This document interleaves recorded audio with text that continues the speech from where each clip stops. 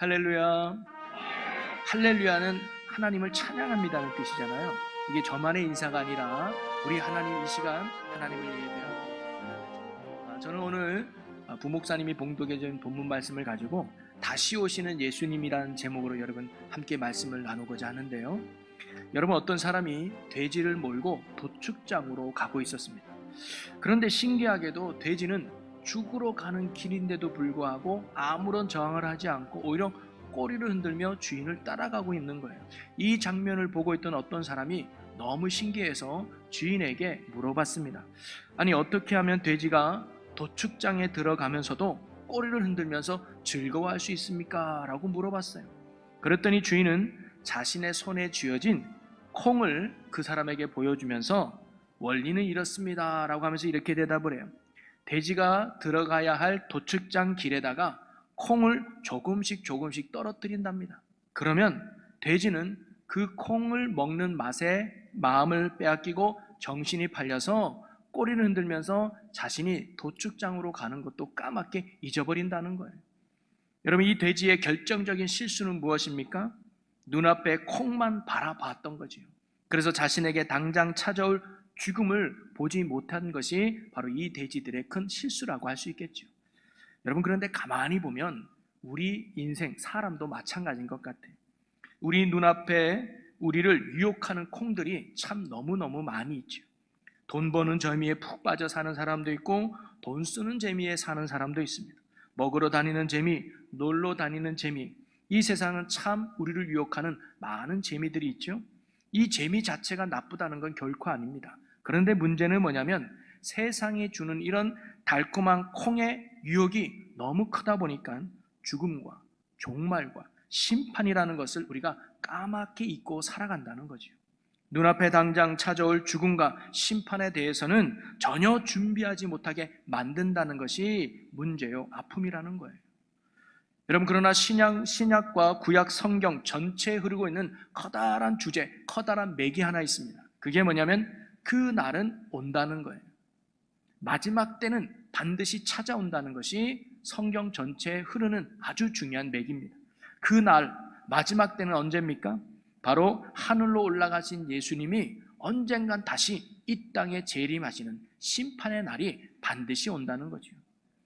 오늘 우리가 다룰 주제도 바로 그와 같은 말씀입니다. 사도신경에서 고백하는 예수님, 우리가 믿고 있는 예수님은 어떤 분이냐? 저리로서 산 자와 죽은 자를 심판하러 다시 오시는 예수님을 우리는 믿음으로 고백하고 있다는 거예요. 여러분, 사도신경의 중심 고백은 삼위일체 되시는 하나님에 대한 신앙 고백이죠. 성부 하나님이 어떤 분인지, 성자 예수님이 어떤 분인지, 성령 하나님이 어떤 분인지를 우리는 사도신경 속에 잘 고백하고 있습니다. 그런데 그 중에서 성자 예수님에 대한 신앙 고백이 참 많은 비중을 차지하고 있어요. 왜 그러냐? 예수 그리스도를 통한 믿음의 고백 없이는 하나님에 대해서도 성령님에 대해서도 올바른 고백을 할 수 없기 때문입니다. 그리고 우리는 예수님에 대해서 고백할 때는 예수 그리스도의 과거와 현재와 미래에 대한 모든 것들을 담고 고백하고 있어요. 바로 이 사도신경 고백 안에는 바로 예수님의 과거, 현재, 미래에 대한 신앙을 다 포함하고 있는 거죠. 여러분, 성령으로 잉태하시고 동정녀 마리아에게 나시고 본디오 빌라도에게 고난을 받으사 십자가에 못 박혀 죽으시고 그리고 장사한 지 사흘 만에 죽은 자 가운데서 다시 살아나시며 하늘에 오르신 예수님을 믿습니다라는 이 고백은 뭐예요? 예수님 생애의 과거 사건에 대한 고백이죠. 그리고 하늘로 올라가신 예수님은 지금 하나님 우편에 계셔서 하나님과 동등된 분으로 계셔서 하늘과 땅의 모든 권세를 가지시고 우리를 위해 중보하고 계시며 또 통치하시는 메시아로서의 사역을 지금도 하고 계심을 우리는 믿음으로 고백합니다. 이것은 예수님 생애의 현재 사건에 대한 신앙의 고백이지요. 그리고 예수님은 하늘에 올라 계신 것뿐만 아니라 때가 되면 산자와 죽은 자를 심판하시기 위해 다시 이 땅에 오신다는 예수님을 우리 또한 믿음으로 고백합니다. 이것은 예수님의 생애 미래 사건을 고백하고 있는 것이죠. 이처럼 우리가 믿는 예수님은 과거에, 현재, 미래에 역사하실 예수님을 믿음으로 고백하는, 역사하셨던, 그리고 역사하시는, 그리고 역사하실 구원하실 예수님을 우리는 믿음으로 고백하고 있는 것입니다.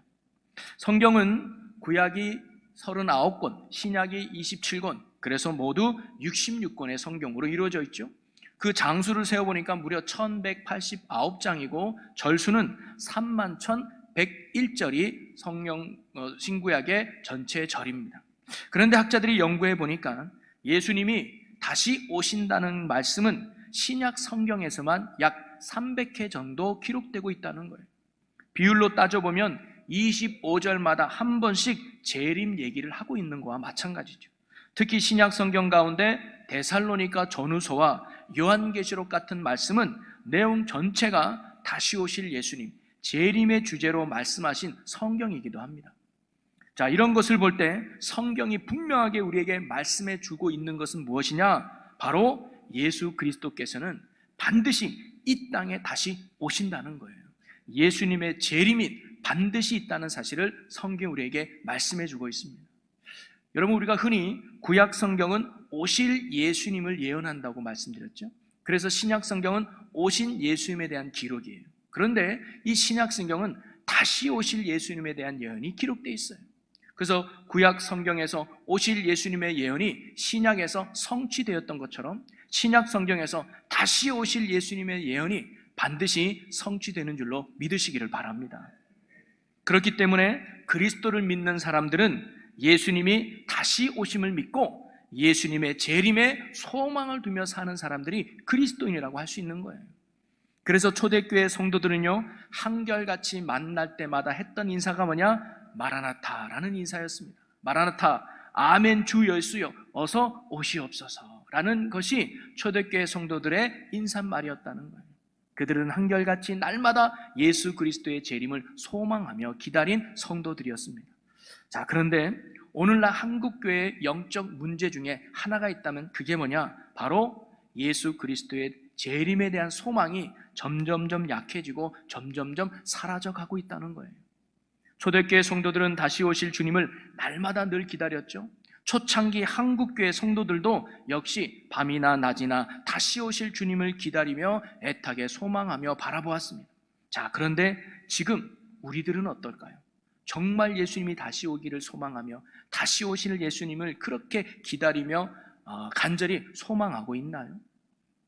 여러분, 우리가 다시 오실 예수님에 대해서 이렇게 소망이 점점 사라져가는 이유가 무엇일까? 크게 두 가지로 생각해 볼 수 있겠습니다. 첫째는 뭐냐면 나라의 경제가 발전하면서 제법 우리가 이 땅에서 먹고 살만해졌기 때문에 재림에 대한 큰 소망을 갖지 않는다는 거예요.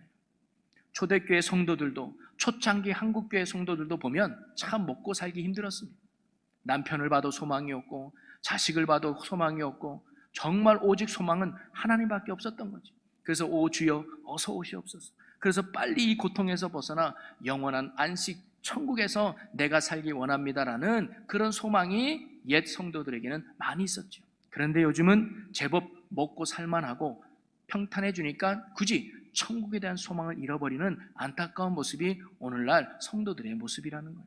또 하나는 시한부 종말론자들의 잘못된 신앙 때문에 재림에 대해서 사람들이 무관심하게 되었다는 거예요. 우리는 1992년도 다미 선교회라고 하는 이단 종파를 잘 알고 있죠. 1992년 10월 28일 날 예수님이 재림하신다. 그래가지고 그날 산에 올라가서 흰옷 입고 기도하는 그런 장면이 TV로 생중계된 적이 있었습니다. 근데 결코 예수님은 재림하지 않았죠. 집도 팔고 땅도 팔고 직장도 포기하고 예수님 오심만을 기다렸는데 예수님이 오시지 않자 많은 사람들에게 조롱거리가 되었던 사건이 92년도에 있었습니다. 그런데 그 위에도 종종 종말을 이야기하는 이단들이 등장하죠. 사회적 물의를 일으킨 적이 종종 있었어요. 그러다 보니까 이러한 시한부 종말론의 가장 큰 폐단은 뭐냐면 역작용으로 말미암아 사람들이 종말에 대해서 부정적인 이미지를 갖게 됐다는 거예요. 또 괜히 종말을 이야기하면 왠지 이단처럼 생각하는 잘못된 오해가 점점 종말에 대해 무관심을 갖게 만들었다고 생각이 듭니다. 여러분, 우리는 종말론자가 되어서는 안 되지만 종말론적 신앙인은 돼야 된다는 거예요. 여러분, 종말론자는 뭐냐면 지금 종말이 온다라고 생각해서 모든 것들을 포기하는 거예요. 일도 안 하고 돈도 안 벌고 그냥 이제 세상 끝나는데 일하면 뭐 하냐면서 모든 것을 포기하는 게 종말론자예요.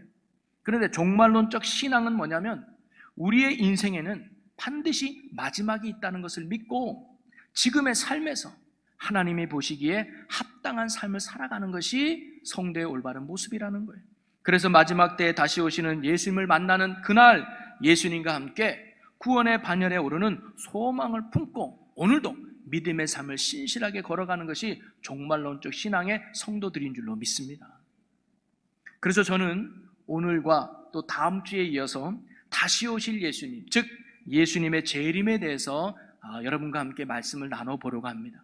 그래서 오늘은 예수님이 재림하시는데 어떻게 재림하실까? 그리고 예수님은 언제 재림하실까? 그리고 예수님이 재림하실 때는 어떤 징조가 있을까를 생각해 보면서 말세에 대해 분별할 수 있는 지혜를 얻는 시간이 되고, 다음 주에는 그럼 예수님께서는 왜 재림하시는 것일까? 재림해서 무엇을 하시려고 오시는 것일까? 그리고 예수님의 재림을 믿는 성도라면 우리는 어떠한 신앙과 삶으로 살아야 되는가를 다음 주 시간에 함께 나눠보려고 합니다. 그래서 우리가 이 말씀을 통해서 다시 재림하실 예수님에 대한 간절한 소망을 품고 하루하루 믿음에 합당한 삶을 살아갈 수 있는 우리가 되기를 주님의 이름으로 간절히 소망합니다. 그래서 예수님이 오시는 그날, 예수님을 만나는 그날 기쁨과 감사로 주님을 맞이하는 우리 모두가 되기를 주님의 이름으로 간절히 축원합니다. 자, 먼저 예수님은 재림하신다고 하셨는데, 그러면 예수님께서는 어떤 모습으로, 그리고 어떤 형태로, 어떤 방식으로 이 땅에 다시 오실까요? 여러분, 사실 이 문제는 이단과 전통을 구분하는 아주 중요한 예민한 문제이기도 됩니다. 여러분, 하나님의 교인 안산원 증의회라고 하는 교단 이단이 있죠. 거기에는 예수님의 재림은 없다라고 주장을 합니다. 왜냐하면 진리의 성령으로 예수님이 이미 재림하셨다라고 보는 거예요. 그리고 그 진리의 성령님이 누군가? 바로 재림 예수인 안산원이다라고 말하고 있는 거예요. 이는 신천지도 비슷한 주장을 피죠. 재림 예수의 영이 이미 이 땅에 와서 이만희 몸에 재림했다는 거예요. 그래서 이만희가 재림 예수라고 믿고 있는 거예요. 이렇게 자칭 내가 재림 예수라고 말하는 사람들의 공통점은 뭐냐면, 첫째, 영으로 예수님이 재림했다고 보는 거예요. 두 번째는 조용히 아무도 모르게 예수님이 재림했다라고 말하고 있는 겁니다. 그런데 이게 두 개 다 성경적이지 않다는 거예요. 예수님은 결코 영으로 오시는 분이 아니고 조용히 사람들이 알게 모르게 비밀스럽게 은밀하게 오시는 분도 아니라는 겁니다. 그럼 예수님은 재림하실 때 어떻게 오실까요? 사도행전 1장 11절에 이렇게 기록해 주고 있습니다. 이르되 갈릴리 사람들아 어찌하여 서서 하늘을 쳐다보느냐? 너희 가운데서 하늘로 올려지신 이 예수는 하늘로 가심을 본 그대로 오시리라 하였느니라. 또 마태복음 24장 30절에 보면 그때에 인자의 징조가 하늘에서 보이겠고 그때에 땅의 모든 족속들이 통곡하며 그들이 인자가 구름을 타고 능력과 큰 영광으로 오는 것을 보리라 라고 말씀하고 있어요. 여러분, 하늘로 가심을 본 그대로 오시리라. 여러분, 예수님이 어떻게 하늘로 올라가셨어요? 부활하신 몸으로 그대로 올라가셨잖아요. 즉 예수님은 부활하신 몸으로 이 땅에 내려오신다는 거예요. 또 하나는 그때의 땅의 모든 족속들이 통곡하며 그들이 인자가 구름을 타고 능력과 큰 영광으로 오는 것을 보리라 라고 말씀합니다. 이건 뭐냐면 예수님이 오시는 게 결코 은밀하게 조용하게 비밀스럽게 오신다는 것이 아니에요. 모든 사람들이 볼 수 있게 공개적으로 예수님이 오신다는 말씀입니다. 예수님의 재림은 단번에 이루어지는 공개적인 사건입니다. 그래서 온 세상 사람들이 다 알 수 있는 공개적인 퍼포먼스가 예수님의 재림 사건이에요. 한마디로 말하면 예수님이 다시 오시는 것, 모든 사람이 볼 수 있고 모든 사람이 알 수 있게 오신다는 거예요. 여러분, 여기에서 이단들은 다 걸러지는 거죠. 나는 예수다라고 하는 사람들 오는 거 못 봤어요. 다 온 뒤에 이야기하는 것이지 그들은 다 가짜라고 볼 수 있죠. 자, 그러면 이렇게 오시는 예수님은 그러면 언제 오실까? 우리가 재림이 분명히 있다고 믿는다면 그 다음에 궁금한 게 뭐냐면, 그러면 예수님은 언제 우리에게 오실까라고 하는 질문이겠죠. 차라리 속 시원하게 예수님의 재림이 몇 월 며칠 몇 시에 있다라고 말한다면 우리 편에서는 참 신앙생활을 하기에 편할지도 모르겠어요. 그런데 성경은 예수님이 다시 오시는 이 재림의 때에 대해서는 철저하게 침묵하고 있다는 거죠. 자, 마태복음 24장 36절에 보니까 이렇게 기록합니다. 그러나 그 날과 그 때는 아무도 모르나니 하늘의 천사들도 아들도 모르고 오직 아버지만 아시느니라. 무슨 말씀입니까? 재림의 정확한 날짜와 시간은 어느 누구도 모른다는 거예요.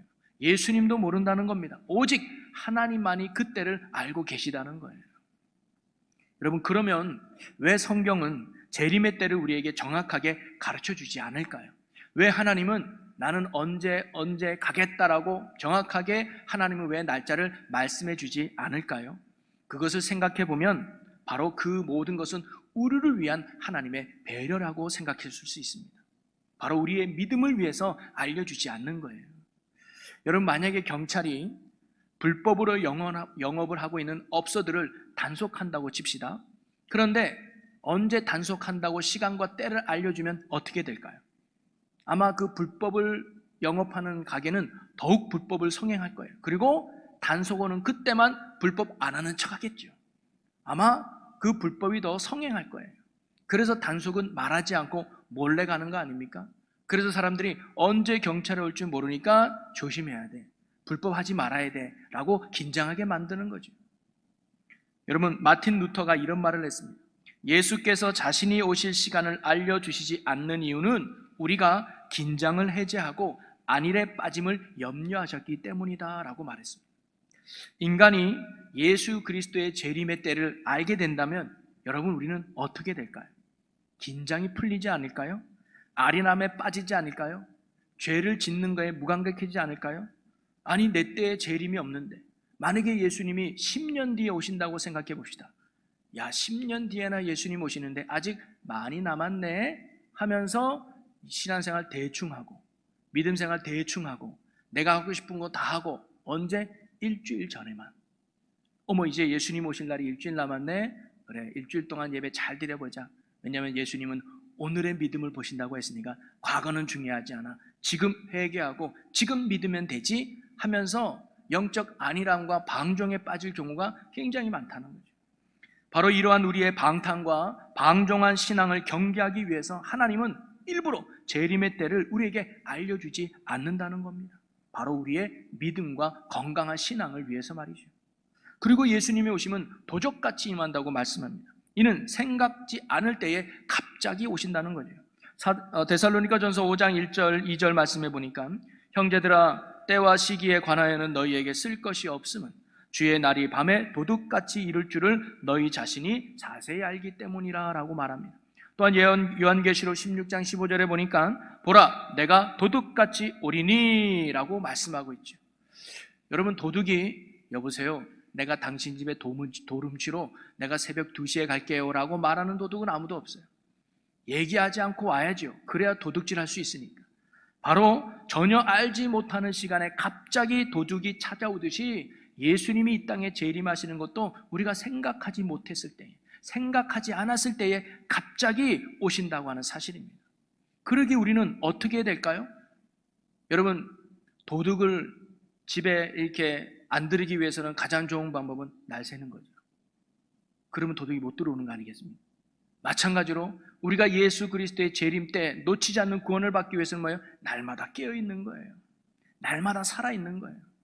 오늘 예수님이 와도 아멘 주 예수여 할렐루야라고 주님께 기쁨으로 안길 수 있도록 날마다 믿음과 날마다 말씀으로 살아가는 것이 재림을 기다리는 성도의 올바른 삶인 줄로 믿습니다.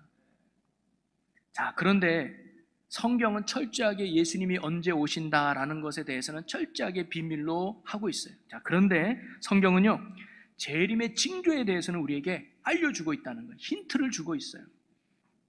제자들이 예수님께 재림의 때가 언제, 이 마지막 때가 언제 우리에게 임합니까? 라고 알려달라고 질문을 하자 예수님께서는 제자들에게 무화과 나무에 싹이 나고 초록빛 잎사귀가 나면 너희들은 무슨 생각을 하냐? 여름이 다가왔구나 라고 너희들이 생각하지 않느냐?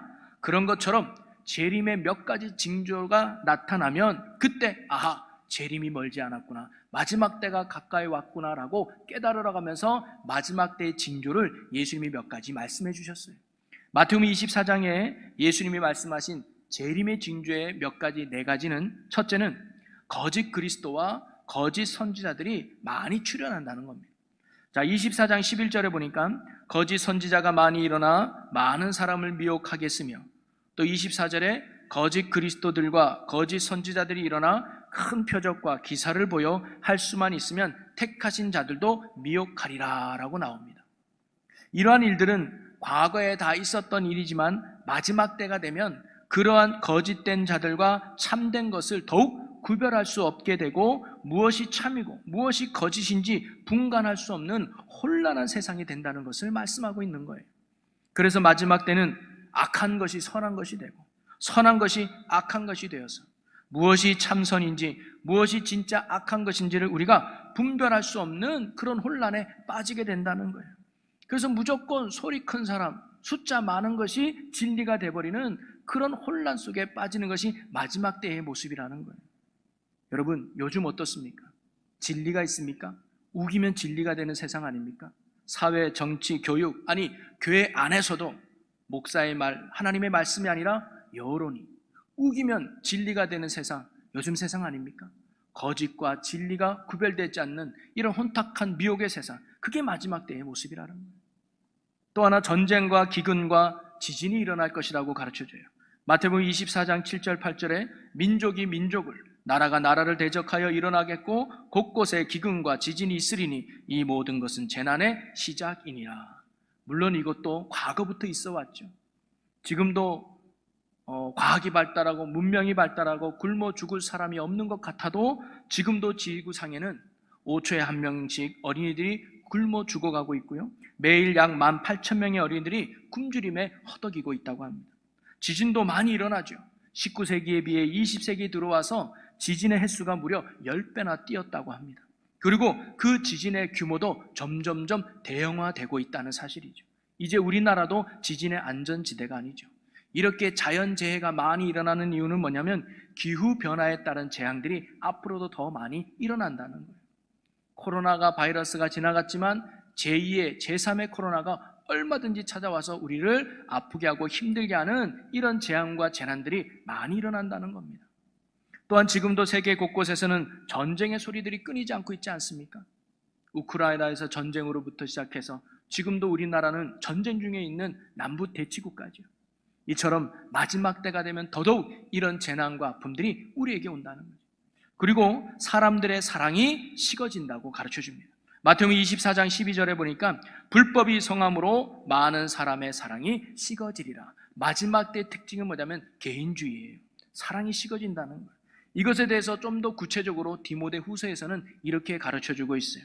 디모데후서 3장 1절부터 5절을 저와 여러분들이 한 절씩 한번 교독해 보겠습니다.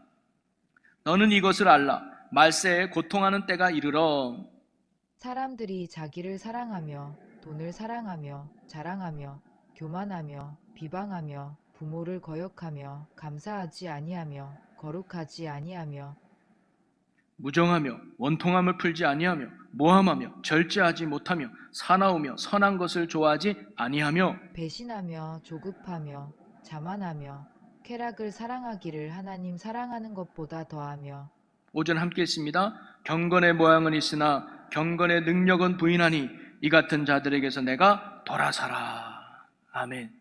요즘 세상이 이 성경에서 말하는 모습 많이 나타나지 않습니까? 자기를 사랑하고 돈을 사랑하고 또 자랑하며 교만해요. 또 비방하며 부모를 거역한대요. 감사를 잃어버렸어요. 거룩을 잃어버렸습니다. 무정하대요. 원통함을 풀지 않고 감정이 앞섭니다. 묻지마 살인도 많이 일어나죠.